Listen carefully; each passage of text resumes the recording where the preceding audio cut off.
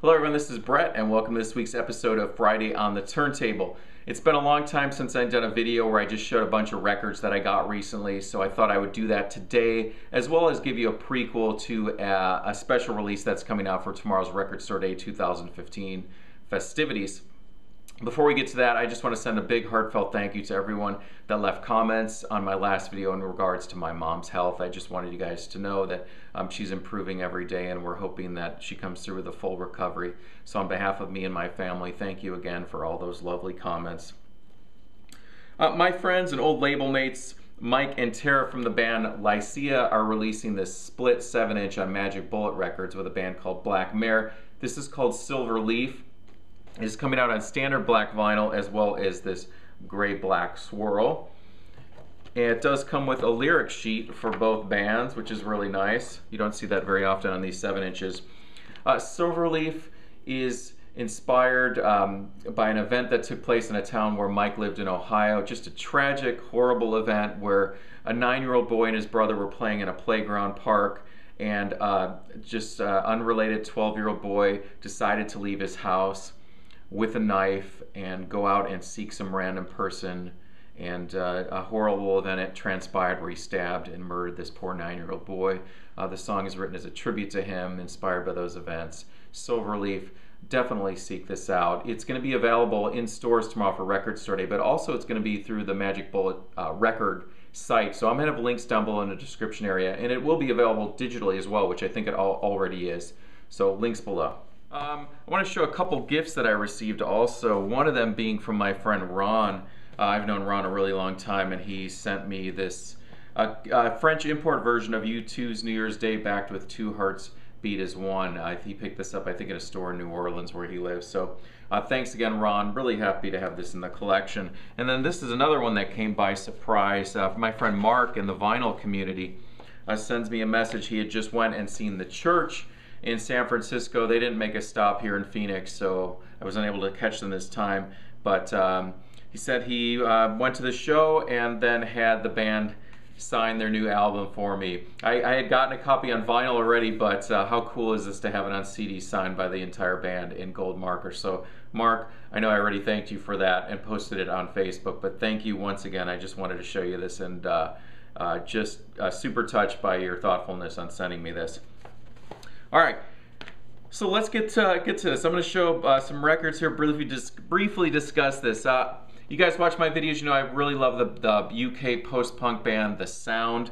And before Adrian Borland founded The Sound, he had a band called The Outsiders. They released a couple of albums. This was the second one. This is Close Up. This was just reissued on Captured Tracks record label.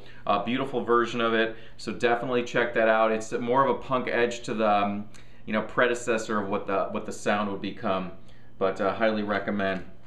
A couple months ago, I went and saw Zola Jesus in concert. I know I posted this for people on my blog page, I believe, but after the show, I was able to meet her briefly and get her record signed. This is one that I didn't have, LA Vampires Meet Zola Jesus, and when I said to her, "Could you sign it to Brett?" she looked up at me and she said, "Is your last name Helm?" And I said, "Yeah." She goes, "I watch your videos," so really cool.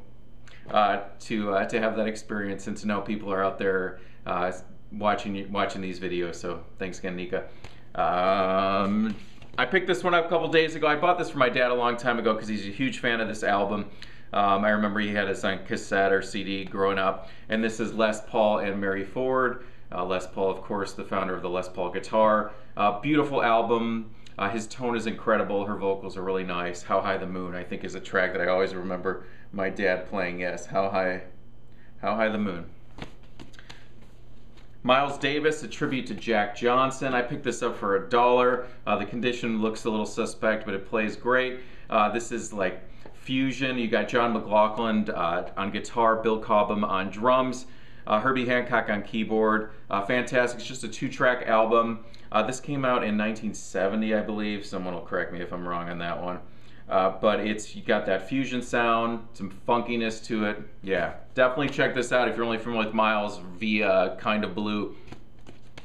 Another one I just recently got, Armin Boatman live at Gregory's. This is a fantastic jazz record, and it's so cool when I came across this because I immediately recognized the name because I've seen him perform live.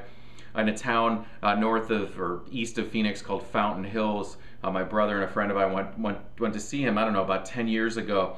And he also teaches a friend of mine piano lessons. Live at Gregory's, this came out in 1984. Curtis Stovall on bass, David Wilson on drums. He does a version of Vince Guaraldi's Linus and Lucy, you know, the Peanut song. This is seriously excellent. If you can find a copy of this, it's just phenomenal. It sounds like it's recorded at a small nightclub, and his piano playing. I remember remarking to my brother after we saw him play back then 10 years ago or whatever, I said he was really probably the best piano player I've ever seen in my life. So this is excellent. This is on Pausa Records, P-A-U-S-A Records, from 1984. Ravi Shankar, 3 ragas. What can you say? Sitar, tabla, tambura. Fantastic. Listen to this one this morning again. Just excellent. Beautiful recording. Early Rolling Stones album here. This is Out of Our Heads, the US version. This one has Satisfaction on it, The Last Time. And check out the young guys there, Brian Jones. Another friend of mine. This is Extremist. You may not be aware of who this is, but it's actually Davey Havoc from AFI and Jade also from AFI. It's a hardcore album. It's really heavy, but it's really unique sounding. Lots of starts and stops. I picked this up. I found it really cheap at a record store. I don't think they quite knew what it was, but it just came out this past year, I think in 2014. Definitely aggressive, but with good thought-provoking messages. Extremist. This is Blues, The Common Ground by Kenny Burrell, another jazz guitar player here. There's a really beautiful instrumental track on here called Were You There? Some of the album verges on sounding a little bit like Austin Powers, but nonetheless really good. I love classical guitar, and this is Fernando Soar, 20 Studies for Guitar by John Williams. Definitely seek John Williams out. Seek out Julian Bream, both fantastic with extensive discography, both of them. They even have a couple albums they played together. But this is him doing 20 Studies by Fernando Soar for guitar. Next up is David Friesen and John Stoll. This is Through the Looking Glass. It came out on Inner City Records. I think it was 1979. I know it was recorded in 78. But it's primarily bass, guitar, and some percussion and some sax. David Friesen, when I studied jazz at Arizona State University in the early 90s, he came into town and did a small clinic in the music department, in the jazz department, and there was maybe 8 of us bass players that were in a small room, and he did a little performance. We had a round of questions, and he was really inspiring, and he played the upright electric bass back then, and he used a lot of effects, so he had all these cool layers going on with his sound. And then I saw him probably maybe 15 years later at a place in Phoenix called Modified, and he was really inspirational then again. Just a really cool performer. Some of the stuff on here is really interesting. The track Tabla, Eternal Friend, it's got this Indian percussion, just great bass playing. Some of the stuff, soprano sax, verges a little bit too much into like smooth jazz for me, some of it, but the stuff that really hits hard, and it's really good. So check that. If you come across any David Friesen, be sure to pick it up. Really unique bass player. And lastly I have here is Grant Green. This is Alive. This is recorded in 1970 at the Cliché Lounge in Newark, New Jersey. Grant Green, legendary jazz guitar player. It opens up, surprisingly enough, with a Kool and the Gang cover of Let the Music Take Your Mind. It's really funky. He's a phenomenal guitar player, so if you're unfamiliar with Grant Green, be sure to check him out. One of the best.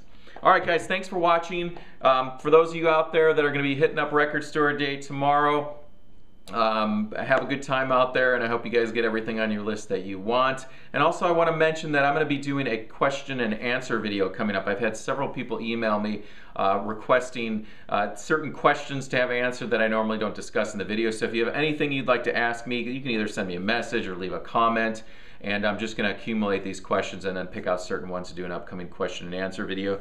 So thank you for that. And I may come back tomorrow with another video for Record Store Day. We'll see how everything goes. So guys, thanks for watching.